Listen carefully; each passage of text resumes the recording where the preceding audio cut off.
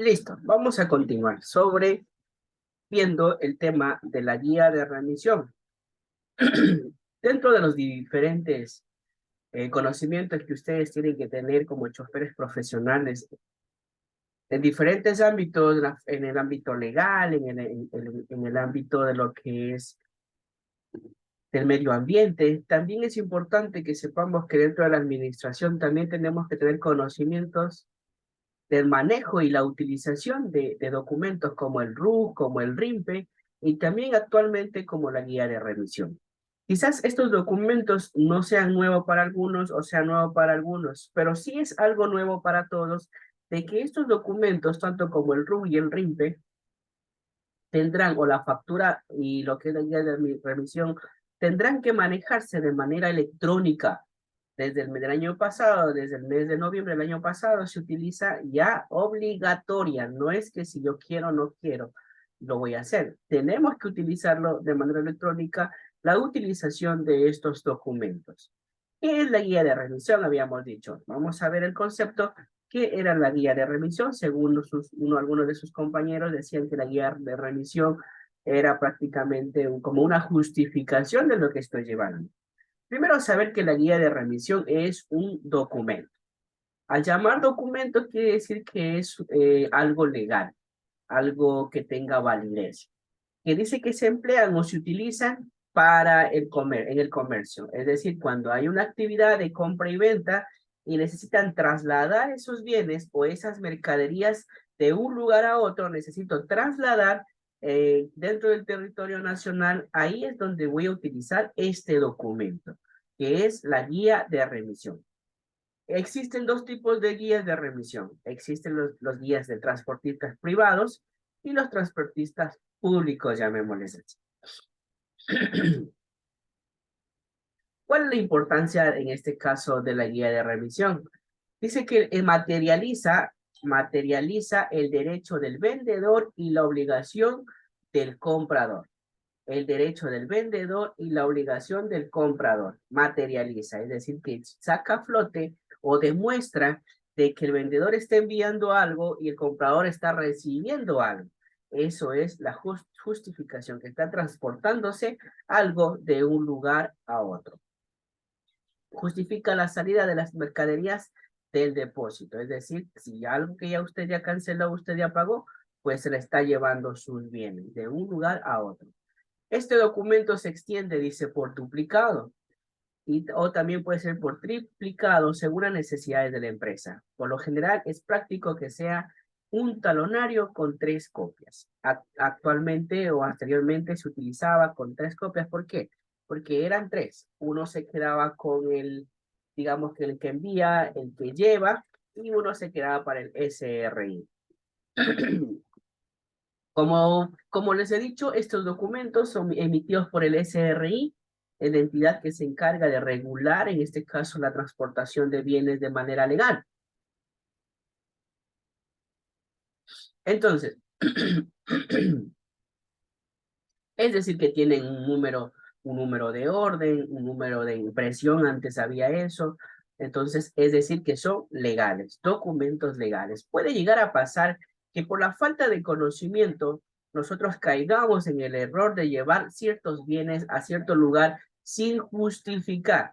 Por ejemplo, había conocido a alguien que estuvo en prisión porque estaba llevando partes de un vehículo a un torno en Guayaquil porque necesitaba, pues, hacer unos arreglos y lo llevaba sin documentos, solo lo llevaba en otro carro. Entonces, para el SRI, esto es considerado como, digamos, está haciendo, transportando partes de un vehículo y como no tiene justificación, pues tenía problemas legales, hasta que justifique el por qué esos bienes.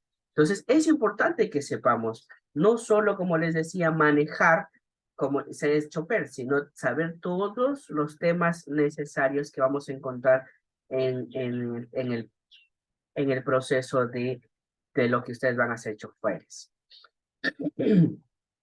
Dice que existen dos modalidades de traslado, puede ser el transporte privado o también el transporte público. Perdón. Dice que las unidades propias de transporte, devolución de bienes no usados, recoge y entrega de bienes de mantenimiento, maquinarias y equipo, ahí estamos utilizando, digamos, el transporte privado. ¿Cómo se utiliza eso? Pues el remitente envía sus vehículos, perdón, sus bienes en un vehículo, y este vehículo, pues, si tiene que ir a dejar a varios lugares, tendrá que llevar una guía de remisión para cada uno. Una guía de remisión para el cliente A, una guía de remisión para el cliente B y uno para el cliente C. Tendrá que detallarse de esa manera lo que esté llevando.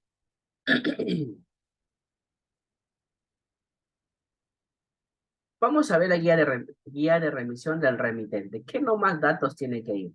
Información, datos, por ejemplo, aquí como ustedes pueden observar, de la entidad que se encarga del transporte, el número del RUC, el número de la guía de remisión, el número de orden que va una fecha. Todos estos datos son de una manera obligatoria. Ojo, dice, que tiene que ser la fecha vigente, no puede haber otras fechas, porque si no, imagínense, sería también caeríamos en un error.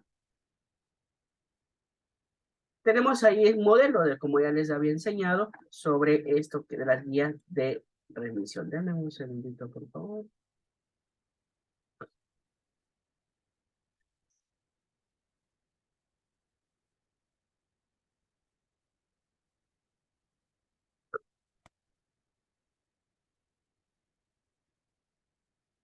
Denme un segundito.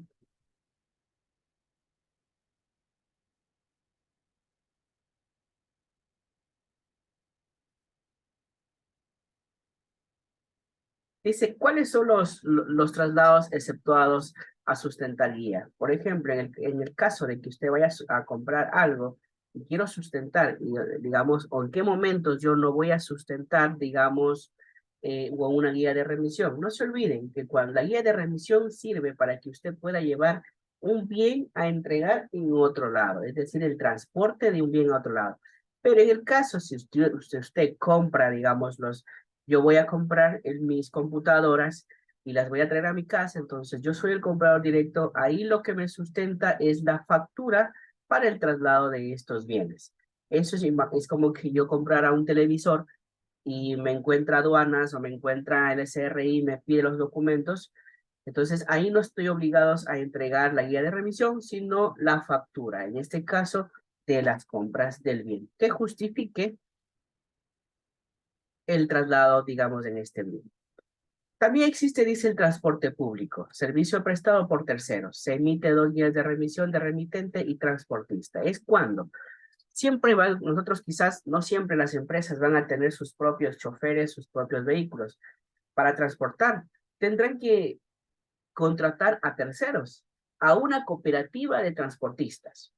Entonces, ellos tendrán que, digamos, servirán solo para llevar. Eso va a ser su trabajo. Ellos solo se prestan, digamos, para ese tipo. Entonces, ahí sí también, el transportista también tiene que tener su guía de remisión. Una será por el remitente, es decir, la persona que envía.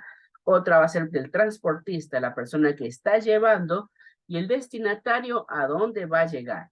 Entonces, ahí serían los 3 modelos diferentes que tienen que presentar.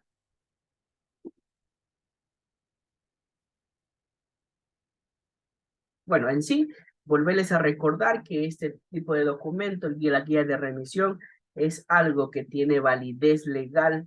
Hemos escuchado ciertas situaciones donde hay gente que está en prisión por mucho tiempo por haber no tener el conocimiento necesario. A veces, por ejemplo, decimos, bueno, yo voy a llevar estos bienes y me van a pagar un buen dinero y no sé qué llevo. Entonces, ahí es cuando por error, por necesidad, pues transportamos bienes o algunas mercaderías que no son justificables. Como les decía una vez, o siempre les he dicho, la falta de desconocimiento no nos deslinda de responsabilidades. ¿Qué quiere decir? Que del hecho de que usted no sabía, no quiere decir que sería, bueno, pobrecito, no ha sabido, dejémoslo nomás, no.